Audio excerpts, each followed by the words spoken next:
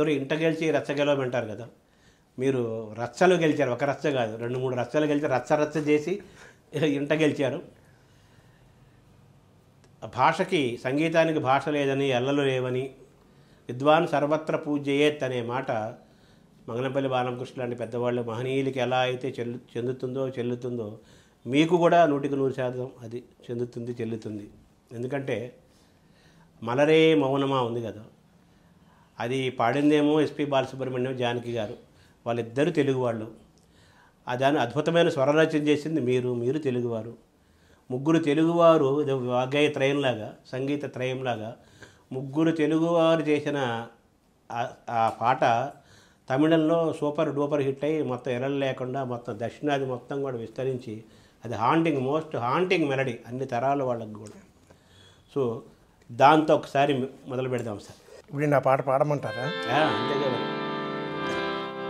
అది ఈ పాటని ఫస్ట్ నేను చేసి ఎలా పుట్టింది ఈ పాటని ఫస్ట్ నేను కంపోజ్ చేసింది ఒక తెలుగు సినిమాకే. ఓహో, అది చాలామందికి తెలియదు. అది ఒక తెలుగు సినిమాలో ఈ పాటను ఫస్ట్ రికార్డ్ చేశాను. రికార్డ్ చేసాక దాన్ని ఎంత అశ్లీలతగా చూపించాలో అంత అశ్లీలతగా దర్శకుడు చూపించాను ఆ సినిమా. ఇది జరిగింది, క్రియేటివిటీ అంతా చూపించారు, ఆయన క్రియేటివిటీ అంతా.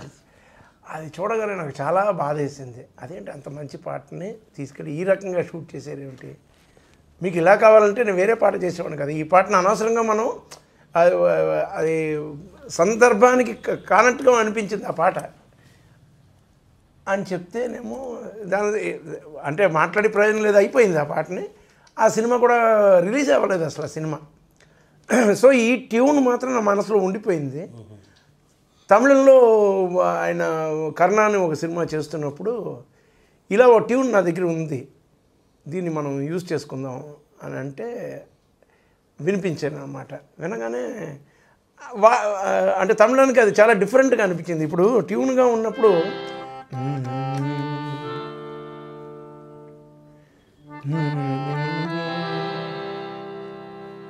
ఇంత గ్యాప్ ఉంది. సో ఇది ఆ అంటే నేను చెప్పేది ఆ టైంలో ఉన్న సాంగ్స్కి చాలా వైవిధ్యంగా అనిపించింది అనమాట. పూర్తి భిన్నంగాను. అంటే అప్పుడు అన్నీ ఎక్కువ వెస్టర్న్ సాంగ్స్ వచ్చేవి, అటు అలాగే ఫాస్ట్ పేస్ సాంగ్ ఉన్నప్పుడు ఇది చాలా స్లో పేస్ సాంగ్ అండ్ అది మందస్థాయిలో పాట ఇప్పుడు అని చెప్పేసి దానికి. కానీ నేను చెప్పాను చాలా గొప్పగా తయారవుతుంది ఈ పాట అని చెప్పేసి రాసిన తర్వాత పాడాక ఇంకా నాకు తమిళనాట నాకు ఒక అడ్రస్ అనమాట. ఇవాళ దాకా ఆ పాట చెప్తే అంటే ఆ పాటే నాకు అంత గుర్తింపు తీసుకొచ్చింది. అసలు ఫస్ట్ అందరూ తిరిగి చూసి ఎవరి విద్యాసాగర్ని అనిపించుకున్న పాట అనమాట అది. So it is very close to my heart. And ఏంటి ఆ పాటే నేను అనమాట, నేనే ఆ పాట. ఇప్పుడు ఆ పాట చెప్పిన వెంటనే నేను గుర్తొస్తాను వాళ్ళకి. అవును, అలాగా మీరు అనగానే ఆ పాట గుర్తొస్తాను. అది అంటే మలరే మౌనమే వేదమా అన్నారు కదా, ఇప్పుడు ఆయన మాట్లాడిందే వేదం అంటారు. మీరు ఏది చేసినా వీళ్ళకి వేదం అయిపోయింది. ఒకసారి అదే అంటారా సార్?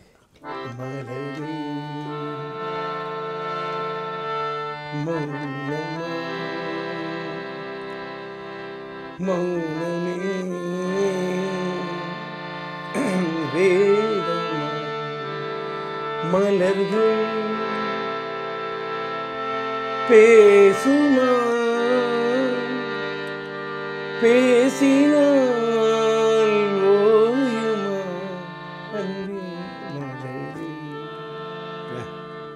చివరిలో జానకి గారు మూత అంటారు కదా, మలరే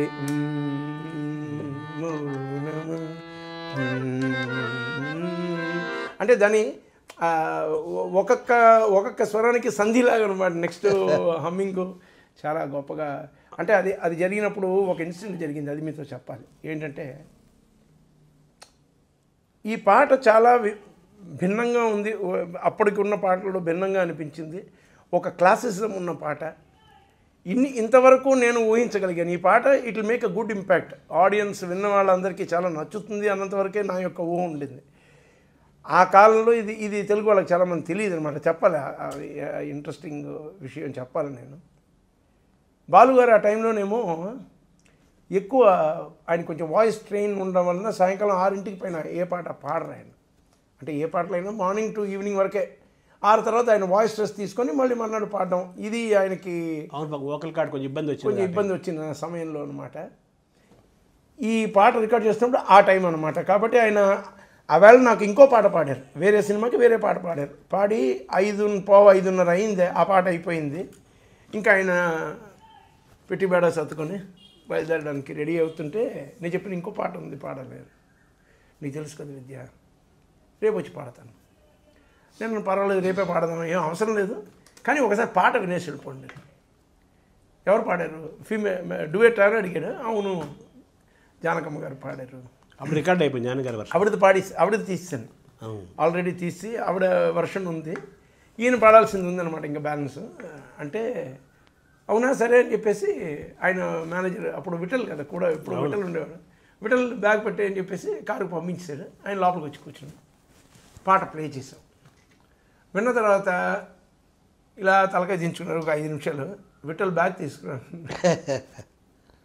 ఈ పాట ఇవాళ పాడకుండా వెళ్తే నేను పాపం చేసినవాడిని అవుతానని చెప్పేసి లోపలికి వెళ్ళి 6:15కి మొదలెట్టి 11:30 దాకా పాడారు ఆ పాటను.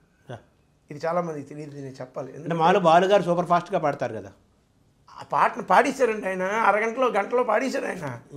ఆయనకి తృప్తి లేదు, ఆయనకి ఏమిటంటే ఇంకా నేను బాగా పాడాలి 11:30 దాకా. నేను అన్నాను చాలు బాగా వచ్చే చాలా టేకులు ఉన్నాయంటే, విజయ్ ఊరినే ఉంటా, నేను పాడుతుంటాను, నువ్వు కావలిస్తే అన్నీ ఆఫ్ చేసుకొని మీరు ఇంటికి వెళ్ళిపోండి, నేను పాడుతూనే ఉంటానని చెప్పి ఆయన 11:30 దాకా పాడారు. పాడిన తర్వాత ఆ టైంలో కొంచెం ఆయన భారీగా ఉండేవాడు మనిషి, హెవీ పర్సనాలిటీ. పాడేసి అందరం ఓకే అన్నాం, అందరికీ చాలా హ్యాపీ ఆయన పాడిన విషయం. 11:30కి లోపలికి వచ్చాడు. ఆయన వస్తూనే మోకాళ్ళ మీద పడిపోయాడు, మోకాళ్ళ మీద పడిపోయి 2 చేతులు ఎత్తి, ఈ పిక్చర్ డైరెక్టర్ మీరు, ప్రొడ్యూసర్, ఒక పాఠకుడికి దొరికే పాట చాలా అరుదైన పాట ఇది. ఇక్కడ మేము కురించి మల్లర్ అంటారు తమిళ్లోని, అంటే 12 years వన్సే ఒక పుష్కరానికి ఒకసారి పూస్తుంది అనమాట పువ్వు. అది ఇక్కడ ఉన్న అటువంటి పువ్వు లాంటి పాట ఇది, ఎప్పుడో చాలా అరుదుగా వచ్చే పాటనే. మీరు చిత్రీకరణ చేసినప్పుడు ఇది ఎల్లకాలం నిలిచిపోయే పాట. దీన్ని చిత్రీకరణ మీరు చేసినప్పుడు మాత్రం ఎటువంటి అశ్లీలత లేకుండాను, ఎప్పుడు ఎవరు చూసినా సరే చాలా రమ్యంగా, మీరు ఇట్స్ లవ్ సాంగ్ డ్యూయట్, కానీ దాన్ని చాలా నాగరికతతో మీరు తీయండి, అశ్లీలత వద్దు దయచేసి, ఇది నా మాటగా మీరు మన్నించి ఈ టైప్లో ఈ ఒక సాంగ్ మాత్రం అలా పిక్చర్ వచ్చేది, మిగతా సాంగ్లు ఎలాగైనా తీసుకోండి, కానీ ఈ ఒక పాట మాత్రం ఇది ఎల్లకాలం నిలిచిపోయే పాట. ఎప్పుడు ఈ పాటని చూసినా మనకి మనసును రంజింపజేసే విధానంగా ఉండాలి పిక్చరేషన్ చెప్పి, ఇది నా యొక్క పర్సనల్ రిక్వెస్ట్ అని చెప్పి లేచి నించుని నన్ను కౌగిలించుకొని ఒక గంట సేపు మాట్లాడుకుని ముచ్చరించుకొని 12:30కి వెళ్ళారు ఆయన. ఆయన అంత దీర్ఘదర్శనం. ఇవాళకి ఆ పాట రికార్డ్ చేసి 30 years అయింది. కానీ ఇవాళకి ఆ పాట తాలూకా ఫస్ట్ బ్యాక్గ్రౌండ్ వినిపించిన వెంటనే తమిళనాట కాదు, ఎక్కడ ఎవరున్నా సరే, ఏ దేశంలోనే సరే, తమిళియన్స్ ఉన్నారంటే that song demands and commands respect. ఒక ప్రార్థనా గీతం ఉన్నాగా వాళ్ళకి, అది అంత పెద్ద ఇంపాక్ట్ చేసింది. It was a turning point for me also. It made my mark, అంటే so and so he's arrived on the scene అన్నట్టుగా అన్నమాట. అంతే మీ ముద్ర, నా ముద్రగా తయారైంది. అది 30 ఏళ్ళు 3 దశాబ్దాలు అయిపోయింది కదా. జానకి గారు ఏమన్నారు సార్ దానికి? జానకి గారు ఏమనలేదు, ఆవిడ పాడినప్పుడు బాగుంది పాట అన్నారు, అంతవరకు పాడేసి వెళ్ళిపోయారు. ఆవిడ అంటే హాఫ్ పోర్షనే కదా ఆవిడకి, అందులో సగమే పాడారు, కరెక్షన్ చేస్తూ ఆవిడ పాడేసి వెళ్ళిపోయారు. బాగుంది, చాలా బాగుంది పాట అన్నంతవరకు ఆవిడ చెప్పి, ఈయన పాడినప్పుడు పూర్తి చెందింది కదా పాట. ఇప్పుడు ఫీమేల్ అండ్ మేల్ మొత్తం వింటున్నాం, కంప్లీట్ వర్షన్ వింటున్నాం, అది విత్ మ్యూజిక్. అది